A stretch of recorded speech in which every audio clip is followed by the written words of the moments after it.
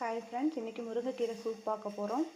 இதில் எண்ணற்ற சத்துக்கள் இருக்குது. ரத்த சோகையை சரி பண்ணுது, அதே மாதிரி ரத்தத்தை இன்க்ரீஸ் பண்ணுது, சுகரை கட்டுப்படுத்துதுன்னு சொல்கிறாங்க. எல்லா வகையான சத்துக்களும் இருக்குது. முருங்கை சூப் வைக்கிறதுக்கு முருங்கைக்கீரை, சின்ன வெங்காயம், பட்டை, இந்த இன்க்ரீடியன்ஸ் எல்லாம் போட்டுக்கணும். பட்டை, கிராம்பு, மிளகு, மஞ்சத்தூள், பூண்டு, ஜீரகம், கொத்தமல்லி இதெல்லாம் இடிகளில் இடித்து வச்சுக்கணும். இடித்து வச்சுட்டு நம்ம இந்த சூப் வைக்கிறதுக்கான இதில் முருங்கைத்தலை, பூண்டு, வெங்காயம் இடித்து வச்சது, தக்காளி எல்லாத்தையுமே ஆட் பண்ணணும். மஞ்சத்தூள் ஆட் பண்ணணும்.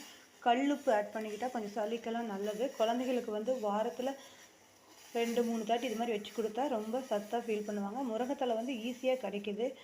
இது மாதிரி வச்சிங்கன்னா கொஞ்சம் டேஸ்டியாகவும் இருக்கும். கால் சூப் மாதிரி ரொம்ப நல்லாயிருக்கும். இது மாதிரி நல்லா கலரி விட்டு எல்லாமே நல்லா கலந்து வந்தால் தான் சூப் குடிக்கிறதுக்கு ரொம்ப நல்லாயிருக்கும்.